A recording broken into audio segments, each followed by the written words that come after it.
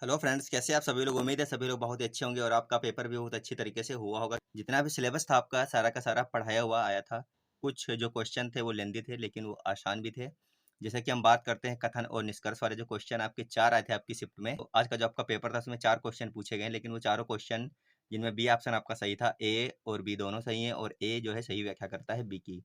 तो ये चीज़ हमने आपको पहले ही बताया था कि 99% क्वेश्चन आते हैं उनमें जो यही वाला आंसर सही होता है कि ए और बी दोनों सही हैं और ए जो है बी की सही व्याख्या करता है।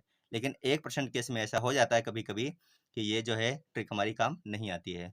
तो चलिए शुरू करते हैं आज की क्लास। आज की क्लास में हम लोग करने वाले हैं आपके वो 30 क्वेश्चन जो अभी आप लोग पहली शिफ्ट में देकर आए हैं सीडीपी के।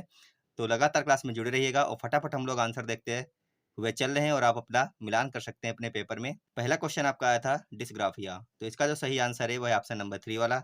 एक तंत्रिकी विकार है जिसकी विशेषता अक्षरों और आकारों को बनाने में कठिनाई है। जिन लोगों ने ऑप्शन नंबर 3 किया था डिस्ग्राफिया वाले में, उनका सबका बिल्कुल सही हो जाएगा।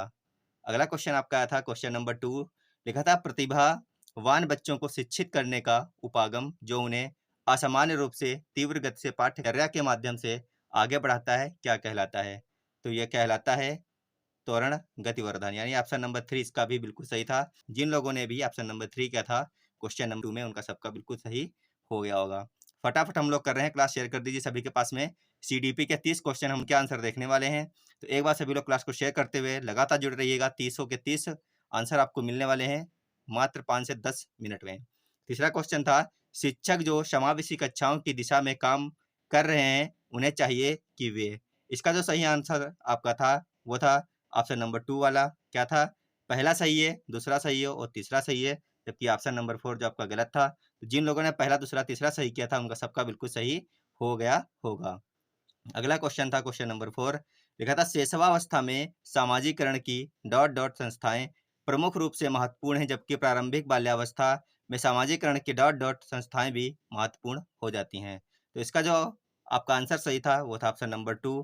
क्या था? एक में भरना था प्राथमिक और एक में भरना था माध्यमिक। जिन लोगों ने ऑप्शन नंबर 2 किया था प्राथमिक और माध्यमिक, उनका सबका बिल्कुल सही हो जाएगा। क्वेश्चन नंबर 5 आपका था लेव वाइगोत्स्की के अनुसार। तो क्वेश्चन नंबर 5 का जो सही आंसर था वह था भाषा विकास संज्ञानात्मक विकास को सुगम बनाता है। तो जिन लोगों ने ऑप्शन नंबर 5 का तो जिन लोगों ने क्वेश्चन नंबर 5 का ऑप्शन नंबर 4 किया था उनका सबका बिल्कुल सही हो गया होगा। अगला क्वेश्चन था आपका, क्वेश्चन थोड़ा सा बड़ा लग रहा है, क्वेश्चन नंबर 6 है, लेकिन इसका जो आंसर था वो था ऑप्शन नंबर 3। क्या था? लॉरेंस कोहल वर्ग के नैतिक तर्क के किस स्तर पर बच्चे आमतौर पर मानते हैं कि लोगों को समाज की अपेक्षाओं पर खरा उतरना चाहिए और अच्छे तरीकों से व्यवहार करना चाहिए? तो इसका जो सही आंसर है वह है पारंपरिक स्तर। क्या है? ऑप्शन नंबर 3 क्वेश्चन नंबर जो 6 का पारंपरिक स्तर। जिन लोगों ने ऑप्शन नंबर 3 किया था क्वेश्चन नंबर 6 का, उन सबका बिल्कुल सही हो गया होगा। अगला क्वेश्चन आपका है क्वेश्चन नंबर 7। लिखा है निम्नलिखित कथनों को पढ़िए तथा सही विकल्प का चयन कीजिए। हम इन क्वेश्चनों की बात करें, क्वेश्चन 4 आपके एग्जाम में आए हैं और चारों के चारों जो हैं बहुत ही अच्छे क्वेश्चन थे और बहुत ही आसान थे।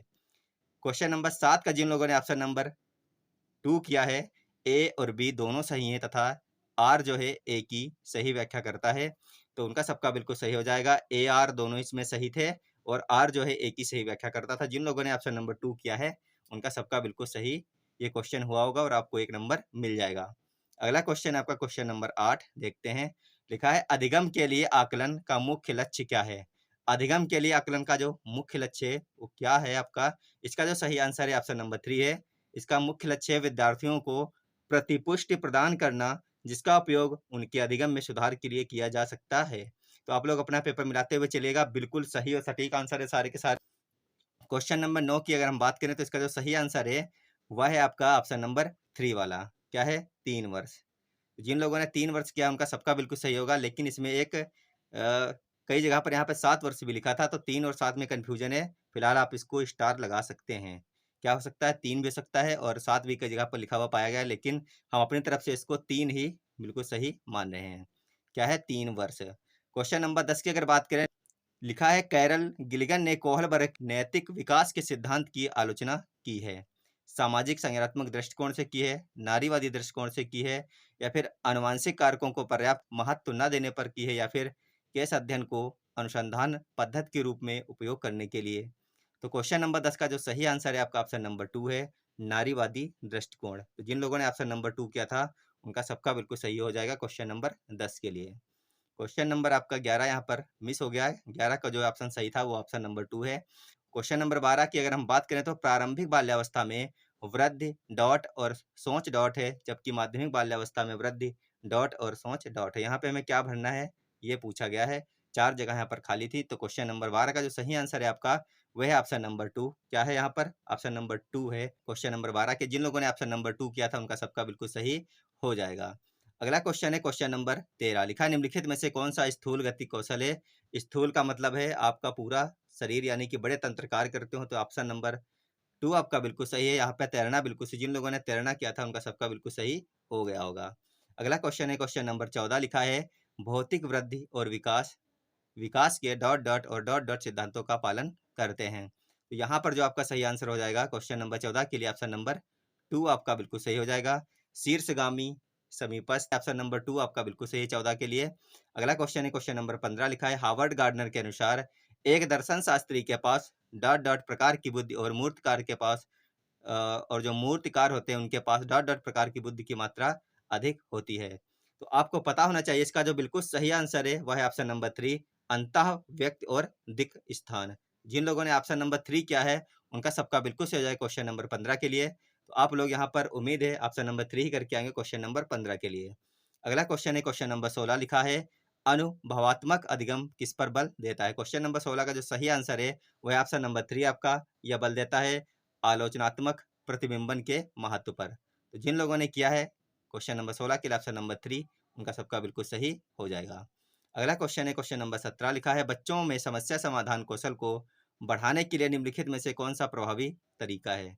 समस्या समाधान कौशल को बढ़ाने के लिए पूछा गया है निम्नलिखित में से कौन सा सबसे प्रभावी तरीका रहने वाला है क्वेश्चन नंबर 17 में। तो यहाँ पर ऑप्शन नंबर 4 बिल्कुल सही है। उन्हें बुद्धि मंथन करने और सहज अनुमान लगाने के अवसर देना। जिन लोगों ने कर लिया है ऑप्शन नंबर 4 क्वेश्चन नंबर 17 के लिए उन लोगों को मिल गया होगा 1 नंबर। चलते हैं अगले क्वेश्चन पर क्वेश्चन नंबर 18। यह है निम्नलिखित कथनों को पढ़िए तथा सही विकल्प का चयन कीजिए। कहने का मतलब है कथन और कारण वाला क्वेश्चन था। इसका जो सही आंसर था आपका इसमें ऑप्शन नंबर 2 था। हमने पहले ही बात की है इसमें 99% केस में ऑप्शन नंबर 2 यानी कि ऑप्शन नंबर वही सही होता है जहाँ पे लिखा होता है ए और आर दोनों सही है तथा आर एक ही सही व्याख्या करता है। 1% केस में इसका उल्टा बन जाता है। तो जिन लोगों ने ऑप्शन नंबर 2 किया था क्वेश्चन नंबर 18 के लिए उन लोगों को भी यहाँ पर 1 नंबर मिल जाएगा। इसमें जो अभिकथन था वह था शिक्षकों को सार्थक वातावरण बनाना चाहिए जिसमें सभी बच्चों की भागीदारी और संलग्नता हो। कारण है सभी बच्चे आंतरिक रूप से सीखने के लिए प्रेरित होते हैं और सीखने में सक्षम होते हैं। तो कथन और कारण इसमें क्या है दोनों ही सही है और आर जो है एक ही सही व्याख्या कर भी रहा है, इसीलिए इसका ऑप्शन नंबर 2 सही है। अगला क्वेश्चन है क्वेश्चन नंबर 19। लिखा है निम्नलिखित में से कौन सी प्रक्रिया अधिगम के दौरान योगदान नहीं देती है? बहुत अच्छा क्वेश्चन था और सभी लोगों ने इसका सही आंसर कर भी लिया होगा। इसका जो है ऑप्शन नंबर 4 सही था गैर प्रासंगिकरण। 5 से 10 मिनट में सारे के सारे आंसर आपके सामने होने वाले हैं। एक बार क्लास शेयर कर दीजिए सभी को जोड़ लीजिए क्लास में। 30 के 30 क्वेश्चनों के आंसर सीडीपी के जो है आपके सामने है पेपर नंबर 1 के। अगला क्वेश्चन है क्वेश्चन नंबर 20। लिखा है निम्नलिखित में से कौन सा एक ऐसे प्रश्न का उदाहरण है जिसमें विद्यार्थियों को अपनी सोच पर विचार करने की आवश्यकता होती है? तो क्वेश्चन नंबर 20 के लिए ऑप्शन नंबर 4 आपका बिल्कुल सही है। क्या हो जाएगा इसमें? कक्षा की शुरुआत से क्रियाओं के उपयोग के बारे में आपकी समझ कैसे बदली है? तो ऑप्शन नंबर 4 क्वेश्चन नंबर 20 के लिए बिल्कुल सही। जिन लोगों ने कर लिया था उनका सबका बिल्कुल सही हो जाएगा। क्वेश्चन नंबर 21 है निम्नलिखित में से कौन सा विफलता के लिए आंतरिक आरोपण का एक उदाहरण है? तो क्वेश्चन नंबर 21 का जो ऑप्शन नंबर 2 है आपका बिल्कुल सही है। मैं परीक्षा में फेल हो गया क्योंकि मैंने पर्याप्त पढ़ाई नहीं की थी। बाकी अगर आप लोगों ने कोई ऑप्शन किया था तो आपका गलत हो जाएगा। यहाँ पर ऑप्शन यही सही है कि मैंने परीक्षा में अच्छी तरीके से पढ़ाई नहीं की थी, परीक्षा के लिए तैयारी नहीं की थी, इसीलिए मैं फेल हो गया, क्योंकि आंतरिक विफलता का कारण पूछा गया था। आगे है क्वेश्चन नंबर 22 आपका। निम्नलिखित कथनों को पढ़िए तथा सही विकल्प का चयन कीजिए। 4 क्वेश्चन आपके कथन और कारण के आए थे। हम लोगों ने कई बार ये प्रैक्टिस की है, मैम ने भी आपको बहुत सारे क्वेश्चनों की प्रैक्टिस करवाई थी इस प्रकार के। तो इसका जो सही आंसर था इसका भी यही था कि ए और आर दोनों सही है तथा आर एक ही सही व्याख्या करता है। यहाँ पे 4 क्वेश्चन आए थे, चारों में यही जो है ऑप्शन सही था। तो आप लोगों ने अगर ऑप्शन नंबर 2 सब में किया है तो आपके 4 नंबर फ्री के मिल गए होंगे, क्योंकि यहाँ पर टिक का जो है प्रयोग करना था आपको। ट्रिक देखते ही ऑप्शन नंबर 2 आपको मार ही देना था। यहाँ पे पूछा गया था कि बहुत कम उम्र में दुनिया भर में अधिकांश संस्कृतियों में लड़कियां गुड़ियों को खिलौना के रूप में चुनती हैं, जबकि लड़के कारों के साथ खेलना पसंद करते हैं। इसका जो कारण दिया गया था, बच्चे किसी विशेष संस्कृति की अपेक्षाओं के आधार पर एक लड़के या लड़की के लिए क्या उपयुक्त माना जाता है, इसके बारे में जानकारी व्यवस्थित करते हैं और उसके अनुसार व्यवहार करते हैं। 22 के लिए अगर हम बात करें तो ऑप्शन नंबर 2 बिल्कुल सही था। ए और आर दोनों सही थे और आर जो है एक ही सही व्याख्या कर रहा है यहाँ पर। क्वेश्चन नंबर 23 है आपका, लेओ वाइगोत्स्की के अनुसार डॉट डॉट बच्चों के संकल्पनात्मक योग्यताओं के विकास में महत्वपूर्ण भूमिका निभाता है। तो क्वेश्चन नंबर 23 के लिए अगर हम बात करें तो ऑप्शन नंबर 2 आपका बिल्कुल सही है। क्या करता है? सहकर्मी सहयोग करता है।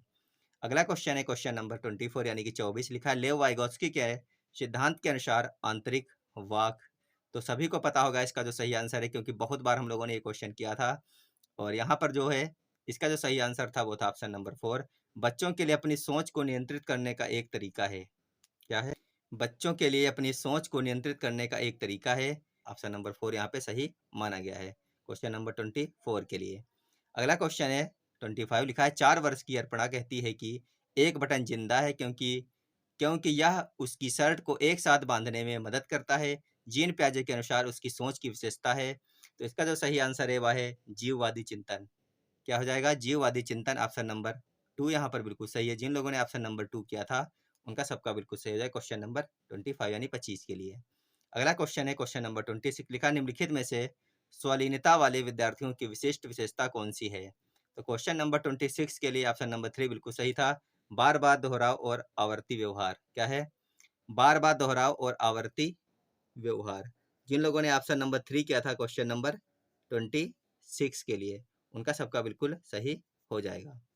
चलते हैं अगले क्वेश्चन पर। क्वेश्चन है 27, इसका भी जो सही आंसर था वो था ए और आर दोनों सही हैं और आर ए की सही व्याख्या करता है। क्वेश्चन था शिक्षार्थियों के बीच समालोचनात्मक चिंतन को सुगम बनाने के लिए शिक्षकों को उन्हें विविध परिस्थितियों और विभिन्न दृष्टिकोण से अवगत कराना चाहिए। तो इसका जो सही आंसर है वो है ऑप्शन नंबर 2, ए और आर दोनों इसमें सही माने गए थे। अगला क्वेश्चन है क्वेश्चन नंबर 28, लिखा है निम्नलिखित में से अधिगम का प्राथमिक लक्ष्य कौन सा होना चाहिए? प्राथमिक लक्ष्य की अगर हम बात करें क्वेश्चन नंबर 28 के लिए तो ऑप्शन नंबर 4 आपका बिल्कुल सही है। समालोचनात्मक चिंतन का विकास। ऑप्शन नंबर 4 इस क्वेश्चन का बिल्कुल सही आंसर हो जाएगा क्वेश्चन नंबर 28 का।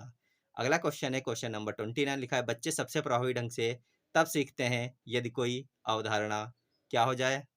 सामान्य से विशिष्ट की ओर बढ़ती हो। बिल्कुल सही बात है। मूर्त से अमूर्त गलत है। जटिल से सरल गलत है। तर्क संगत से अनुभवजन्य भी गलत था यहाँ पे। तो ऑप्शन नंबर 1 आपका बिल्कुल सही है क्वेश्चन नंबर 29 के लिए। अगला और अंतिम क्वेश्चन है सीडीपी का, विद्यार्थियों की सीखने की शैलियों में विविधता। क्या हो जाएगा आपको लोगों को बताना है क्वेश्चन नंबर 30 के लिए। तो इसका जिन लोगों ने ऑप्शन नंबर 1 लिया है उनका बिल्कुल सही होगा। क्वेश्चन नंबर 30 का ऑप्शन नंबर 1 लिखा है विद्यार्थियों की सीखने की शैलियों में विविधता को महत्व दिया जाना चाहिए और मानव विविधता के प्रतिबिंब के रूप में देखा जाना चाहिए। बाकी अगर आपने इसके अलावा कोई भी किया है तो आपके गलत हो जाएंगे। ऑप्शन नंबर 1 ही सही था क्वेश्चन नंबर 30 का। तो उम्मीद है आप लोगों के काफ़ी सारे क्वेश्चन सही निकले होंगे और जिनके भी 25, 26 या फिर 27 तक क्वेश्चन जिन लोगों ने कर लिए उनका समझ लो बहुत ही अच्छा एग्जाम गया है, क्योंकि इतनी आसान भी सीडीपी नहीं थी। आसान थी लेकिन इतनी ज़्यादा आसान नहीं थी कि आप 30 में 30 कर लें बिल्कुल सही सही।